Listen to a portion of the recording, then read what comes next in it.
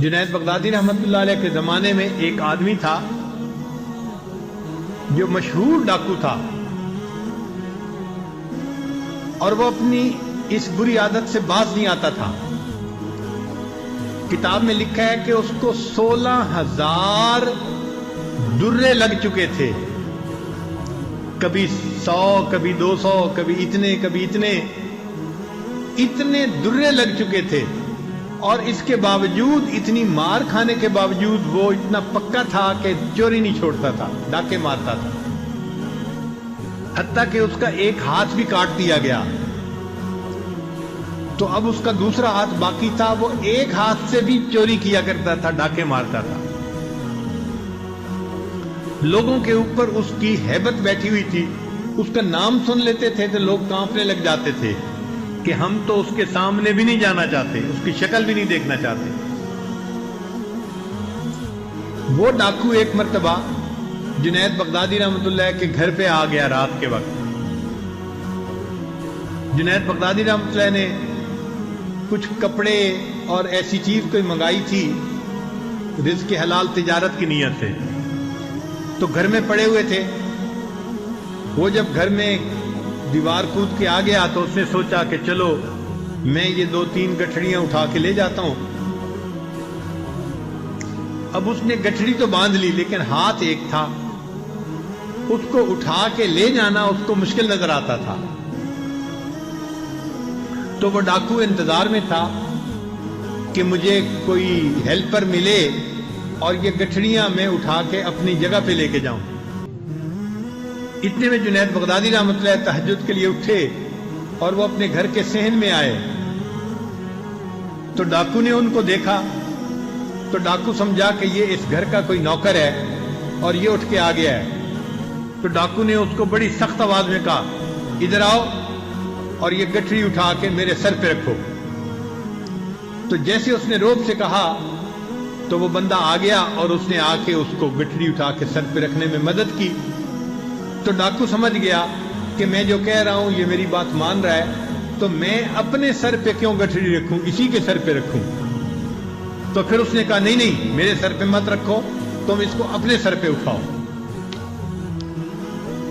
تو جنید بغدادی اس کے لیے بھی تیار، اس نے اپنے ایک ہاتھ سے مدد کی اور گٹھڑی اٹھا کے جنید بغدادی کے سر پہ رکھ دی، اور اس کو کہنے لگا کہ جلدی چلو، اسے تم نے میرے گھر تک پہنچانا ہے، اور فجر کا وقت ہونے میں کم وقت ہے، لہذا جلدی چلو، اگر تم نے دیر کی چلنے میں تو میں پیچھے سے تمہیں ڈنڈا لگاؤں گا۔ اب جنید بغدادی اپنا مال اپنے سر پہ رکھا ہوا ہے اور اس کے گھر کی طرف جا رہے ہیں۔ اب وہ تو روزانہ چوری کرتا تھا، اس لیے وہ تو صحت مند تھا اور توانا تھا، اور جنید بغدادی رحمۃ اللہ علیہ تو کمزور تھے، سانس چڑھ گیا، تھک گئے، پیچھے سے وہ ڈنڈے مار رہا ہے اور جنید بغدادی رحمۃ اللہ اس کا سامان لے کے چل رہے ہیں، حتیٰ کہ اس کے گھر وہ گٹھڑی پہنچا دی۔ جب گٹھڑی گھر پہنچ گئی تو ڈاکو کو تسلی ہو گئی کہ آج میں نے کچھ نہ کچھ مال چوری کر لیا۔ جنید بغدادی واپس آ گئے۔ اب وہ بندہ جو ڈاکو تھا وہ آرام سے رات کو سویا۔ اگلے دن اٹھا تو اس کے دل میں خیال آیا کہ میں نے ایک گھر کے نوکر سے کام لیا تھا، کہیں وہ نوکر میرا راز فاش نہ کر دے، میں ذرا جا کے پتہ تو کروں۔